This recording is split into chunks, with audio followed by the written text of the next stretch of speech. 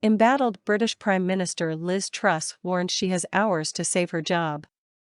Liz Truss is fighting to save her job as Britain's Prime Minister after more of her own lawmakers called for her to quit, incensed by a shambolic parliamentary vote and the resignation of her Home Secretary late on Wednesday. Truss's government has 12 hours to turn the ship around, Conservative lawmaker Simon Horse said on Thursday, after a vote on whether to ban controversial fracking for shale gas descended into chaos. Lawmakers reported that aides for Truss manhandled MPs into the voting lobby to force them to vote against the ban. The government initially presented the vote as a confidence motion in Truss's government, but confusion remains about whether it was. A Downing Street spokesperson said on Thursday that Conservative lawmakers who didn't participate in Wednesday evening's vote will face disciplinary action, PA Media said. The chaos came hours after Suella Braverman, Truss Home Secretary, dramatically resigned just 7 weeks into her job with a blistering attack on the PM's leadership. The business of government relies upon people accepting responsibility for their mistakes. Pretending we haven't made mistakes, carrying on as if everyone can't see that we have made them, and hoping that things will magically come right is not serious politics, Braverman wrote in a critique of Truss's numerous U-turns on taxes and public spending. I have concerns about the direction of this government, Braverman said.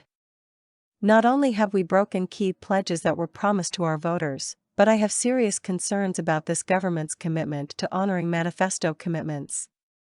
Truss, who fired her finance minister just last week after a disastrous and since-ditched financial plan caused turmoil on the markets, must now focus on getting to the weekend without her own MPs moving to oust her. Backbencher Crispin Blunt told BBC Radio 4 on Thursday that Truss' position is wholly untenable, adding that she has shown a lack of self-knowledge in this process. And if she doesn't understand that, then I would be astonished, Blunt said. But one of the qualities she has shown is a lack of self-knowledge to this whole process, because it ought to have been clear that she did not have the capacity to lead our party, and I don't think she should have put herself up for the leadership in the first place. What could happen next? At least 2 Conservative lawmakers have confirmed they have submitted letters of no confidence, although many more are believed to have done so in private. I had high hopes for Liz Truss, but after what happened last night her position has become untenable and I have submitted a letter to Sir Graham Brady, Cheryl Murray wrote on Twitter on Thursday, following her colleague William Ragg in publicly declaring her letter. Truss will face a vote of confidence if the influential 1922 Committee of Backbenchers changes its rules to enable one so soon after the leadership vote, but previous prime ministers have been pressured to resign before facing the humiliation of a successful ballot to oust them. Earlier this year, Truss's predecessor Boris Johnson narrowly survived a confidence vote in his leadership. But he resigned weeks later when dozens of ministers and members of the government resigned, citing a lack of confidence in his government.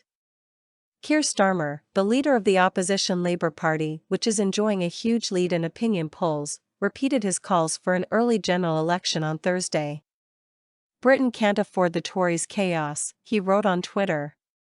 My Labour government will provide the stability and leadership needed for our economy, for growth, for working people. General election, now. A vote does not need to be called until January 2025 at the latest, but the prospect of Britain seeing its 3rd Prime Minister since the last poll in 2019 would heap pressure on Truss' successor to ask the public for a new mandate.